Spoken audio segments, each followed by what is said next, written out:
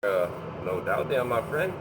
How things are going on that end there? Come on. Oh, it's going pretty good for Monday. Been a little stormy up here the last 2 or 3 days, but we was needing the rain real bad. And the temperature's down in the 70s this morning, so that's a nice thing too, brother. Yeah, 10-4, man. We got a little bit of rain over here yesterday evening down here in the BYU, man, and kind of cooled it off a little bit, but it'll probably make it a little worse when the sun comes out here today there. But it cooled us off anyway, man, for the time being there, no doubt. Hopefully, it just don't get too hot down here in the BYU. Roger that. Hey, T-Bone, what state are you actually in, sir? South Louisiana.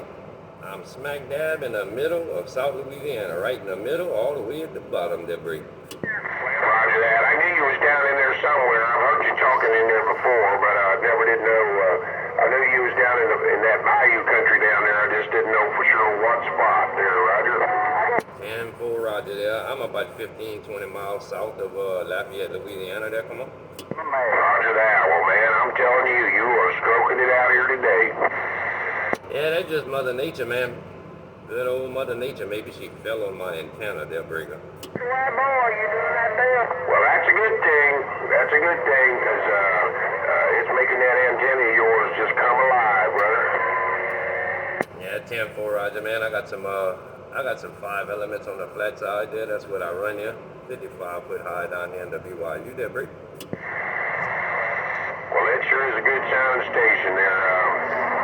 It's possible you can hear me. I'm talking on a Ranger Longhorn here, but I'm talking on an imax 2000, only about 20 feet off the ground there, Roger. Oh, wow. I would have thought you was more than 20 feet off the ground if you wouldn't have told me, my friend, because you coming into the BYU real good there, Break.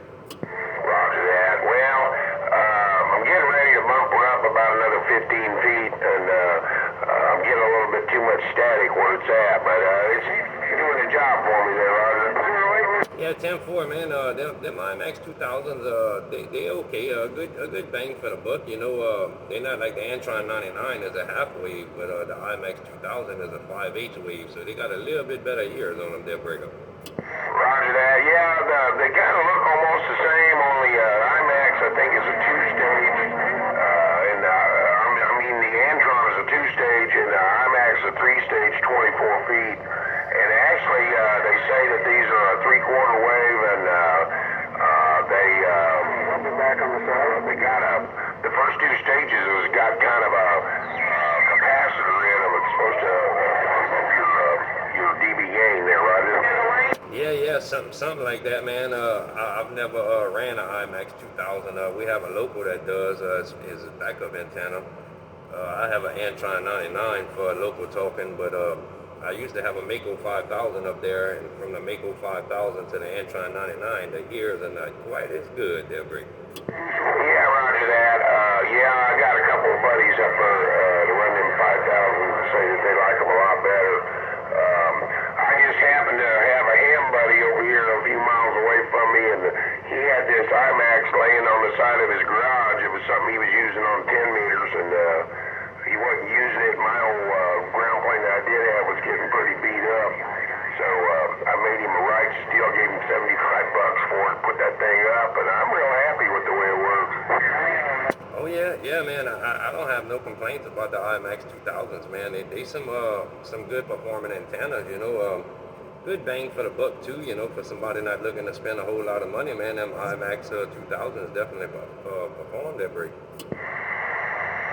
Roger that. Yeah, I think I'll just keep it a while. Like I said, I want to bump it up about 15 more feet in the air, and then get ready to start digging a hole, put the tower up, get me a beam up in the air pretty soon too there, Roger. Yeah, 10-4. What kind of beam you gonna put up in the air there, Brick? Still looking, not nothing huge. I don't want to have to wrestle anything monstrous. Although I do have possibly a Mako 105 and a Mako 107 available to me up here, but I'm also kind of scouting some of the Joe Gunn stuff there, Roger. Yeah, 10-4. That's what I run down here, man. I run the Mako 5 on the flat side, and I can handle it by myself when I gotta do something, you know. So I kind of like it that way, where you know, I don't have to depend on help all the time to do something when I got to do something to the beams, you know. So that's why I went with the 5s, man. Easy to handle by myself, that brake. That's what I'm thinking too. Yeah, the you know that like that 107, that's about a 40-pound antenna. That 105, you know, it performs pretty dang nice, and I think it's only about 28 pounds or something like that, isn't it? Yeah, I don't know exactly how much the 5s weigh, but they definitely lighter than the 7s, man. When you get into the 7s, it's not that they heavy, but you know, when you gotta start climbing up a ladder and taking them beams with you to put them on the tower there can get a little tricky by yourself there, Bree. Roger that, and we live on a little bit of a hillside here, and we catch a lot of high winds sometimes. I'm a little bit worried about having a beam that massive. I think that boom on that 107 is about 38 feet. That'd take a lot of rotor. You know, I can just save a lot of money if I went with a smaller beam as far as my rotor size and stuff too, Roger. Yeah, 10-4, man. I don't let my beams down. I'll only let my beams down for a hurricane over here, man. And look, we get some crazy weather, 40, 50 miles an hour, 60 miles an hour wind gusts down here in the BYU. And I don't let my beams down. They ride it out up there, man. And I ain't never had a problem. I'll let them down for a hurricane. That's about it. Roger that. Yeah, that'd be a good idea. Have a hurricane be turning them things into a pretzel. But yeah, we've had a couple episodes over here in the last year or so where we've had some like 70-mile-an-hour straight line winds, and yeah, that's another nice thing about having that fiberglass imax. That thing will bend quite a ways and not hurt it none, you know. Yeah, 10-4, man.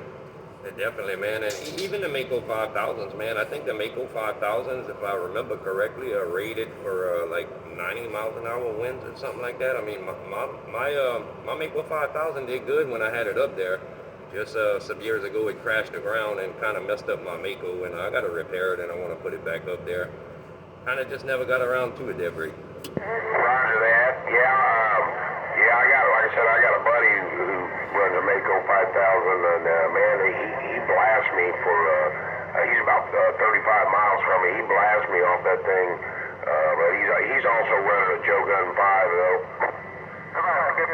Yeah, 10-4, man. Them Joe Guns are pretty good, man, and them Yagis are pretty good also. They're, I'm a Mako guy myself. I like the Makos. They perform well, and you know, kind of good bang for the buck with the Makos, you know.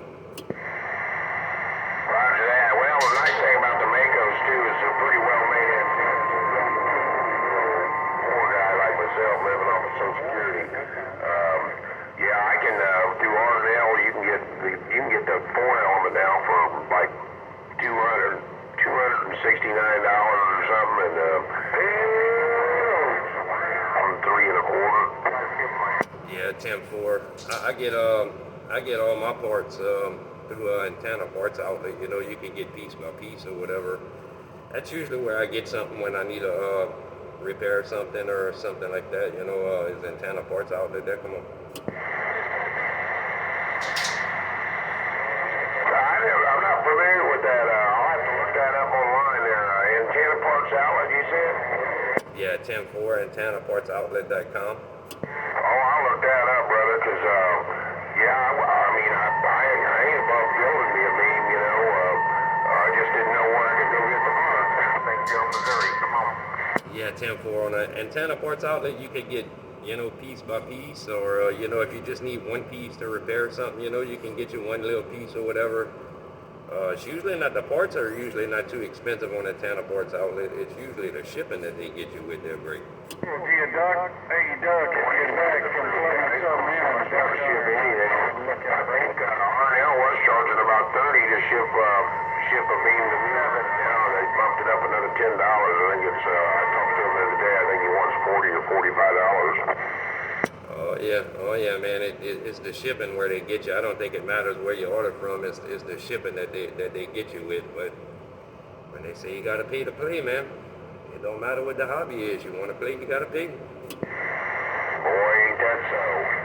Well, listen, brother, it's starting to get a little busy in there. I imagine there's other people out there that'd like to give you away, but I really appreciate it as so we're having back and forth between here and there, and I'm gonna put you in my phone here and holler at you next time I hear you soon. So first one I'm gonna send is Captain, that's Kilo Echo Victor India November. I go by 256, the Maniac up here in Kansas City. Here, Roger. 10-4, Roger there, 2x6. Take it easy, my friend. Have a good one up there in Kansas City. Enjoy your day, my brother. 2x6, your T-Bone says I'ma ease on back. Bye, bye, bye, bye. Roger that, T-Bone. Definitely